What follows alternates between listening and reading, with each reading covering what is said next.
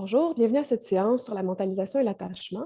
Aujourd'hui, on va parler de c'est quoi l'attachement? En fait, l'attachement, c'est le lien qui va unir un bébé et une figure d'attachement. Ça peut être les parents, ça peut être un grand-parent ou quiconque qui s'est occupé de l'enfant quand il était jeune. Ça va être lié avec les sentiments puis la régulation des émotions. Et c'est ce qui va influencer en fait notre manière d'interagir avec les gens à travers notre vie. La fonction de l'attachement, en fait, c'est de protéger les bébés qui sont des êtres immatures, hein, qui ne peuvent pas se protéger eux-mêmes et leur permettre de créer des liens affectueux avec les autres autour. Naturellement, c'est quelque chose qui est assez inné, hein. Quand on voit un enfant pleurer à côté de nous, on va rapidement avoir une motivation intrinsèque d'aller l'aider, puis d'aller lui permettre d'arrêter de pleurer. Donc, ça permet de réconforter l'enfant. Puis, l'enfant va avoir une tendance naturelle à exprimer un besoin qui va faire en sorte que les gens vont venir vers lui. C'est quelque chose qu'on a tout naturel. Alors ici, c'est décrit qu'on va effectivement répondre instinctivement au malaise de l'enfant. On va avoir le besoin de le réguler émotionnellement, lui donner à boire, lui sourire, le rassurer.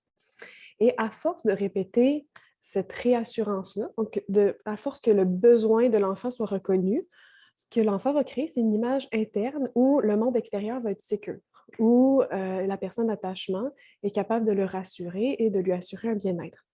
Au fur et à mesure où cette boucle-là va se répéter, mais ça va permettre à l'enfant de s'auto-réguler, car éventuellement, juste l'idée de penser à la personne d'attachement va être capable de baisser son émotion. Ici, je vais rajouter un petit diagramme qui exprime un peu cette boucle-là qu'on va avoir.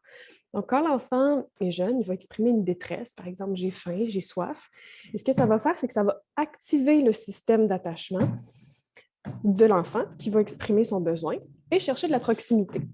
La figure parentale, si tout se passe bien, va reconnaître le besoin physique et émotionnel de l'enfant et assurer un réconfort.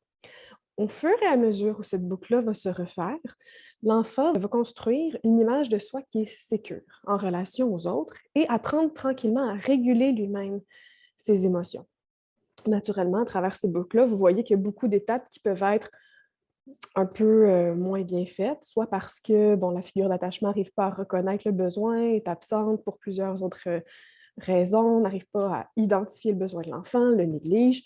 Et à ce moment-là, l'enfant ne sera pas capable de trouver un réconfort dans sa figure d'attachement et d'apprendre à réguler ses émotions. L'attachement va nous permettre de nous auto-réguler, hein? Puis c'est à travers la séparation qu'on va vivre normalement des sentiments de peur, d'inconfort, de l'anxiété de séparation, de la tristesse, et qu'avec répétition, en étant réconforté, en retournant dans la relation, on va apprendre à comprendre nos propres émotions, ceux des autres, et c'est un processus qu'on va faire tout au long de notre vie. Donc oui, à l'enfance, c'est un moment qui est super important pour l'apprendre, mais avec le temps et l'évolution, on va continuer à faire ce processus-là et à apprendre à travers les autres et à travers nos interactions pour nous autoréguler. Les patterns d'attachement. Donc, il y a eu plusieurs types d'attachement qui ont été étudiés avec le temps. Puis, le test qu'on va utiliser, c'est le Strange Situation, où on va mettre en fait l'enfant avec une figure d'attachement. Le test en tant que tel, bon, c'est un test qui est filmé. On voit le parent, la figure d'attachement avec l'enfant et la figure d'attachement, ici il y a écrit la mère, mais ça peut être n'importe quelle figure d'attachement, va quitter la pièce et laisser l'enfant seul. À ce moment-là, l'observateur, qui est une personne qui est inconnue de l'enfant, va rentrer dans la pièce et on va voir la réaction de l'enfant.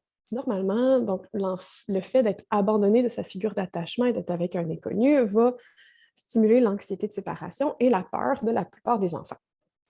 L'idée du test, c'est d'observer comment l'enfant va gérer cette situation de séparation-là et comment il va gérer le retour de la mère dans la pièce.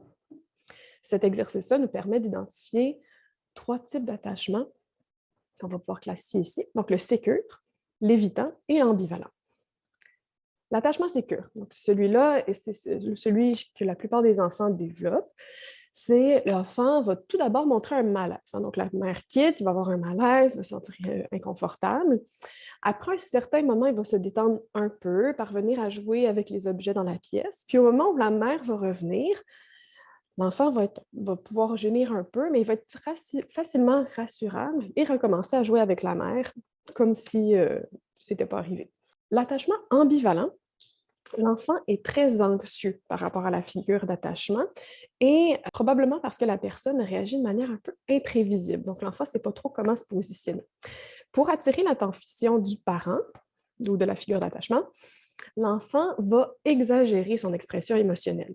Ça arrive souvent dans des cas où les parents ont pu renforcer certaines expressions émotionnelles très intenses ou avoir négligé certains comportements et où l'enfant a appris qu'il fallait être très démonstratif pour avoir une attention. Ce qui va arriver pendant le test, ben, la mère va sortir, l'enfant va pleurer fortement, s'accrocher à la mère, paniquer, avoir de la difficulté à s'apaiser lui-même, n'arrivera pas à jouer tout seul. Et dès que la mère va revenir, l'enfant va être très ambivalent, va crier, va pleurer, ne sera pas capable de rejouer avec elle et avoir beaucoup de difficultés à gérer ses émotions. L'attachement évitant, c'est un autre genre, c'est souvent quand les enfants sont très peu démonstratifs, hein. Dans ces moments-là, souvent, c'est des parents qui ont été peut-être plus négligents des émotions des enfants, vont avoir tendance à peut-être punir les expressions émotionnelles. L'enfant va rapidement apprendre qu'il doit ne pas montrer d'émotions et ils vont alors pas réagir dans la situation, donc dans le test. Quand la mère va sortir, l'enfant va être peu réactif, va peut-être même jouer avec l'inconnu comme si c'était sa mère et très peu réagir quand la mère va retourner dans la salle ensuite. C'est des enfants qui vont avoir appris à réguler beaucoup trop leurs sentiments, puis qui vont avoir de la difficulté à réagir par la suite.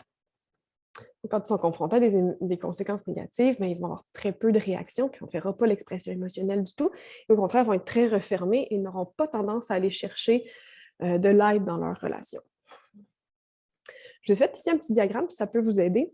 Donc, ici, on a l'attachement, l'anxiété de l'attachement. Donc, crainte quand on est crainte par rapport au fait d'être détaché, hein. Donc, plus on est anxieux envers le fait d'être seul, plus on est par là. Puis plus on est anxieux à l'idée d'être proche de quelqu'un, c'est cet axe-là. Donc, on a les gens qui sont sécures ici, qui sont assez bien quand on est proche, assez bien quand on est plus éloigné, puis qui sont capables de s'auto-réguler, puis de jongler un peu avec les deux. Ici, on a l'attachement qui est plus anxieux. C'est les gens qui vont avoir de la difficulté à être seuls, qui vont avoir tendance à chercher beaucoup de proximité et qui ont une grande expression émotionnelle. Ils font souvent des crises quand ils sont retirés ou seuls. On a les attachements qui sont plus évitants, donc les gens qui, quand on est trop proche, sont inconfortables et avoir au contraire tendance à se retirer de la relation. Puis, je vais rajouter ici l'attachement désorganisé dont on n'a pas parlé plus tôt, mais c'est en fait des modèles où l'attachement est un peu des deux. Ils n'ont pas une réaction qui est prédictible, probablement parce que justement, les parents ont été parfois très négligents, très réconfortants, ou ont renforcé beaucoup d'expressions émotionnelles. Donc, l'enfant n'a comme pas de style d'attachement, il ne sait comme pas trop comment réagir. Les patterns d'attachement vont dépendre des interactions qu'on va avoir avec les figures d'attachement précoces. Dans le fond, la stratégie d'attachement, c'est comment l'enfant va réussir à attirer l'attention de son parent et à avoir un lien avec lui. Il faut faire attention parce que rapidement, comme vous voyez, l'enfant apprend ça très tôt, hein, puis c'est beaucoup à travers des comportements, comment le parent agit, puis ça devient plutôt inconscient. Donc, souvent, on a tendance à dire que, bon, le meilleur exemple, c'est les gens qui ont un trouble de personnalité. On va souvent dire que les gens qui ont un trouble de personnalité sont manipulateurs, essayent de nous faire faire des actions qu'on ne veut pas faire.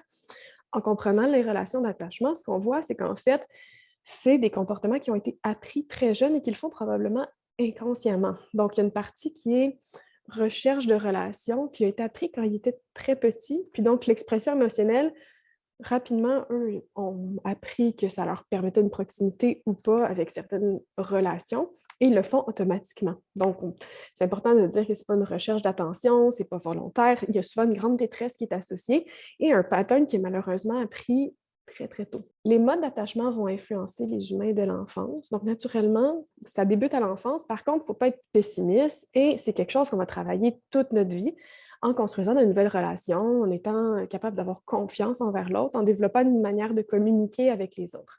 Donc, c'est important de savoir, oui, les modes d'attachement ont tendance à rester tout au long de notre vie, mais il y a un moyen de travailler à ce sujet-là, puis de développer certaines relations dans lesquelles on va avoir un mode d'attachement qui est plus sécure, même si on a eu un type d'attachement avec nos figures parentales qui était plus problématique. Donc, l'idée, c'est qu'on peut toujours travailler notre relation d'attachement, puis c'est de savoir que certaines relations, malheureusement, vont toujours être plus insécures que d'autres. Et c'est intéressant de se poser la question sur vos relations actuelles, où est-ce qu'elles se situent. C'est votre tâche à domicile. Donc, essayez d'observer c'est quoi vos réactions typiques d'attachement avec vos relations proches.